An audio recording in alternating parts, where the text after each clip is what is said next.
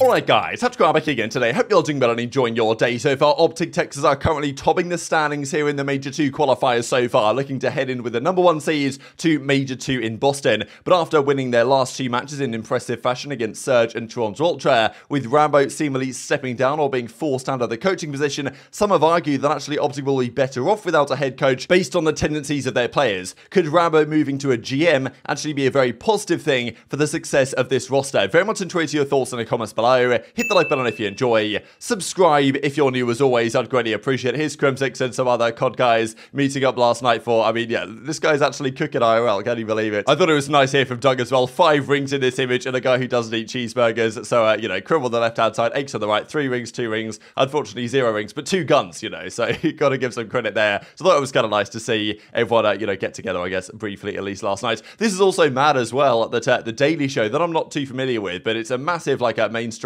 show. I think this is a podcast they do on the side here or whatever, that they got Octane involved with. I think Octane responded to this and made some comments about, you know, why someone like that Thieves are involved with, or maybe like Octane's friend got involved and they got him on. So kind of madness actually that they did this on. I mean, it's got 10 million subscribers, this channel, discussing esports and various things. I haven't really given it a full listen yet. I believe that if you're outside of the US, you've probably got to be on a VPN to actually watch the thing. But it was good that Octane was our representative here, to be honest, because the guy is well spoken. He can actually string multiple sentences together, which is, you know, maybe a bit of a rarity in some of the COD Pro scene. You guys remember Zero the other day? I think I shared the clip at the end of one of the videos where he was like, do you reckon that the COD Pros, out of all the esports athletes, have the lowest IQ? And Shotzzy was like, yeah, that's probably bang on the money. So, you know, I think it's good that we got Octane because I think he was a great representative for our scene in this, but I thought it was still pretty madness to wake up to see something like this morning. Also from aLLeY wanted to mention, because there's been this discussion in the past about having a female league,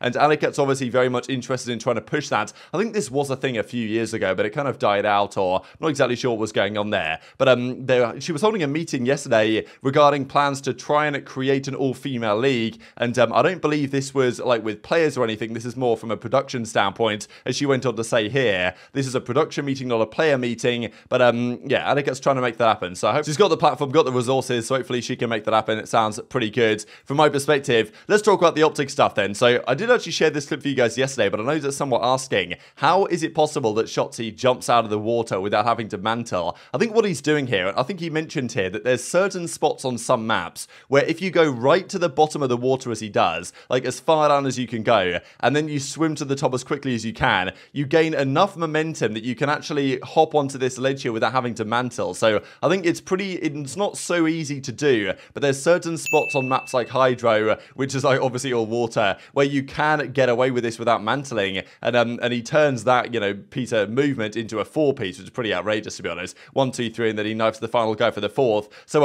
yeah, I don't know, just a quick little tip and trick there in Modern Warfare 2 if you guys are interested. OpTic also did a kind of meet Huke video last night, was kind of interesting hearing his perspective. We know that Scump and others have been like, yeah, Huke's such a vibey guy, he's going to be a good asset to the team. But one of the attributes of Huke over the past few years, and one of the reasons why maybe he was dropped from the Dallas Empire team was, I mean, at the time Crimsix said, look at the minimap, you know, maybe it was Rambo who was saying, look at the minimap, really, after all the VOD drama that Dashy raised over the past few weeks. But Huke has always been considered a player that probably is best served kind of going rogue a bit, right? The guy doesn't really follow strict protocol on how to play Call of Duty, and it seems kind of the same for the rest of that OpTic team, to be honest. Like, there's not too much structure on that team, and there's an argument that's been going around, and maybe it's justified, that a coach like Rambo, very traditional, old-school Call of Duty player, has a very clear mind on how to play the game, how to play certain situations, and even Crimsix mentioned that he wrote a 50-page PDF document on exactly how to play Cold War, which is really awesome. I'm sure it's packed with knowledge, and Crimson should sell it for, like, you know, serious amounts of money, because I'm sure it's got a lot of great insight into there. But for certain players, that kind of idea that, okay, a 1v1 or a 1v2 in this situation on this map with this bomb down, with this much time left, this is how you play it as, like, you know, that doesn't work for certain players. Certain players will just just go off instinct, right? And this obviously happens more in the respawns nowadays than even, I guess, for Search and Destroy,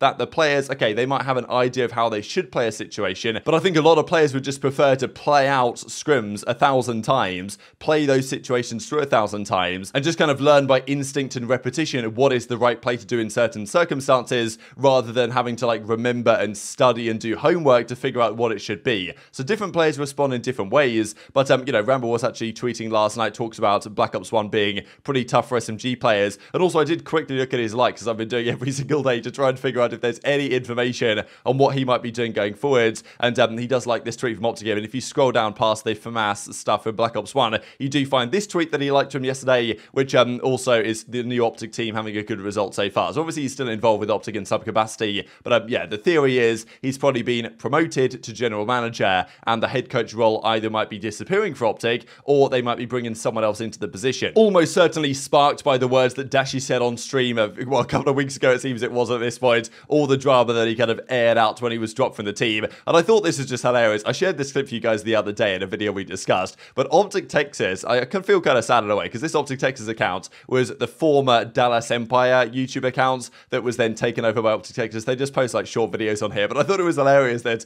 they put this clip up of him. This is when he was with Debbie the other day, and she was asking about the bowling and stuff, and he was replying with like, oh, you know, would you leave me if we were playing games to go bowling? And she was like, yeah, and he was like, oh, I've seen that before, this type of stuff. And OpTic put this out on their personal account, and Dashy has W Riz, just basically just taking the mick out of Rambo. So I just thought that was pretty funny, and maybe indicative that he's probably not going to head coach of this team any longer. Now, these are the discussions with Crim6. He reckons, yeah, Rambo's not going to be the head coach anymore. It's not going to work. He reckons that Brandon, that being Dashy and Rambo, are basically just never going to get on, and it's not going to work. But actually, the argument has been there from Parasite and Aches that actually this might help the OpTic guys because, well, they probably suit better to an unstructured environment. I don't see Ray being their coach anymore. I think that it'll probably be Damon. January 19th, 149. Damon's going to be their head coach. Calling it. On OpTic Texas? Yeah, and Ray isn't kicked. He's promoted. To GM? Yeah. Calling it. I think Brandon can, you know, Brandon can forget. If I know Kyler can, right? Yeah. I know Brandon can. And I honestly don't. It's funny. I don't know. I think Ray can, but I don't think so, actually. Okay. It's just, I know Ray. I know Brandon. Mm-hmm. Like, Kyler and Ray, don't think there's much of an issue. But Brandon and Ray, I don't think will ever get along. Probably not. And I can see like, why. I don't think either one of them have ever liked each other. I would honestly argue that the type of players on this OpTic team are players that don't really want to be coached by an old style player. Whether that may be true or not, I'm not sure. I'm not in their scrims, but from playing with Huke, right, in BO4, like I could say I definitely got that vibe.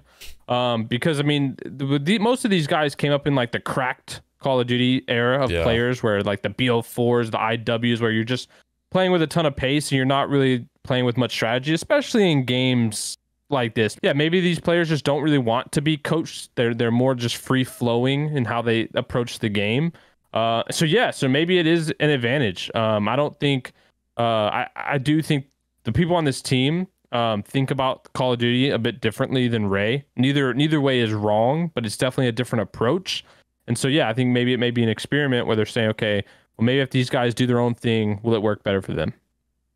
No, I definitely agree with you, Pat. I think this game, it's just a lot of, I mean, Call of Duty in general, like, has gone way more like reaction based. It's not so like A, B, C, like, plan strategy. Plan strategy. It's more like free flowing. And if a player like, or if a coach like Ray is like trying to like get these guys to play with a lot of structure, I think to a degree it could confuse them. If you go over mistakes too much, it starts to put a lot of doubt in your head because you start overthinking situations. You want to reinforce all the positive stuffs that you do in a game, and not so much the negatives, because the negatives, if you start, going over like, oh, you shouldn't do this, you shouldn't do this, you shouldn't do this, when it's time to execute a play, instead of you just going and doing the play, you're going over these situations in your head. Should I do it? Should I not? And it starts to confuse people. So what do you guys think about this, right? Of course, Rambo doesn't seem to be there any longer. I mean, look, we've seen rumors that have been leaked that Rambo's not in their scrims anymore. He's not discussing with them during matches. After the matches end, it's not Rambo that goes up to dap the boys up. It's JP, their analyst. And JP is a pretty much like non-confrontational guy. He's not going to cause any friction or drama. He's going to give you the numbers, give you the insight into where you're good, where you're bad, where you could potentially work on and improve. But he's not necessarily going to be breaking down specifics on how to play certain situations. And it did feel like last year that, Rambo and Dashy definitely conflicted in the way they wanted to play the game. I feel like Dashy maybe felt at times he was slightly too restricted in terms of the way that Rambo was telling them to play. And, you can understand Rambo wanting to do that. But there's an argument that says, you know what, if you haven't played this game at a high level, why would I listen to you as a coach? I'd prefer just to play the game that I understand how to play and let the coaching stuff be from a more, mental perspective rather than actual specifics on how to play situations. Now, I think in Search and Destroy, it's valuable. Having a coach that comes up with ideas, how to play, let's say I've got a default setup, and if one player does this, if one player dies, then what's your reaction there? It's quite nice to maybe have that set up in advance, but to do that for respawns and the way to play certain hardpoints is maybe not so valid. And as Parasite was saying, right, certain situations can confuse, the likes of Huke and Shotzzy, I think especially, maybe even Dashy as well. I think, iLLeY, I think can play in a more structured situation, but those other guys, I think they really do thrive off kind of just being able to do what they want and take advantage of their own skill and just react in the moment on what is happening. And I think that's probably a better way for them to play rather than, for a guy like Shotzzy, for example, and even Formal said this the other day, right? Just don't tell Shotzzy how to play the game. Because if you're constantly telling Shotzzy, hey, this was wrong, this was wrong, this was bad, you should play this in this situation, then he's going to overthink, he's going to overcomplicate, it might confuse him, as Parasite, I think, rightly says. So just an interesting perspective that OpTic actually might be better suited to not exactly not having a coach, but not having a coach that maybe coaches in the way that Rambo was coaching, right? And of course, since Rambo's stepped out of the team, it seems, they've had a pretty good run. They're going 2-0 last week. Okay, they beat Surge, who haven't been good lately, but still, it's an impressive result against the Surge team that's always been pretty strong. And Ultra was a really impressive win with a team that's looking so good in all the modes. So, just interesting, right? The Rambo steps away immediately. They win their 2 games. Correlation isn't necessarily causation, but certainly I thought one to mention. To me, the best coaching staff that I see in the league right now is over at the New York Subliners. I think they've got the perfect combination. So this is the image, right, that during their delay the other day, you've got Daryl here in the back end, you've got Sender in the front. So Sender is going to be, he is going to bring some insight into how to play the game, but I think most of what he probably does is in the Search and Destroy department. He's also doing some analytics, I imagine, for the team as well, bringing some numbers into the equation, but he's going to be, talking to the guys about the way to play. I think Search and Destroy was kind of where he was primarily involved in OpTic Chicago, and I imagine it's the same story here. Daryl, I don't think is telling these guys anything about how to play the game. He is purely there from a performance perspective, getting the best out of these guys from that side of things, the mental game, routines and this type of stuff that can allow you to perform at a high level. I think they even work with like some sports psychology people as well, or like some sports performance people to get the best out of this team. I think Daryl's working with them closely to, I'm sure, make the best out of this team. So he's probably more on the communication side, the team chemistry side, and that part of the equation that probably brings the best out of these guys. Because the argument is that in Call of Duty, these guys know how to play the game, especially with a game that's changing every year. If we were still playing Black Ops 2, I'm sure Rambo's, ideas and philosophies would be very valuable. But in a game that, Rambo hasn't played on a competitive level, this was even the argument that I remember Gunless making a few years ago, who was like, why would I listen to any coach that doesn't play the game? I think he even said that, okay, if Karma was coaching my team, I'd listen to him because he's Karma. But anyone else, I gotta listen because they don't know what they're talking about. And it feels like Dashy almost has felt the same way over the past year or so. So not to say that Rambo couldn't be a good coach, but I just feel like for this team, there's a very good argument to say that actually they're better off without that style of coaching. Maybe if Rambo was to change his style and approach it from a different angle, then maybe he could still be very valuable here. Or maybe there's an argument to say, look, Rambo to the general management position, just see how it goes with OpTic not really even having a coach right now, just having an analyst, and maybe that works best for these set of players. And if they were to need a coach down the line, maybe you knock on the door of Karma, you knock on the door of Scump, and get him involved in this situation. So very much enjoyed your thoughts on all this stuff in the comment section below. Hit the like button if you enjoyed, subscribe if you're new, take care, and I'll see you next time.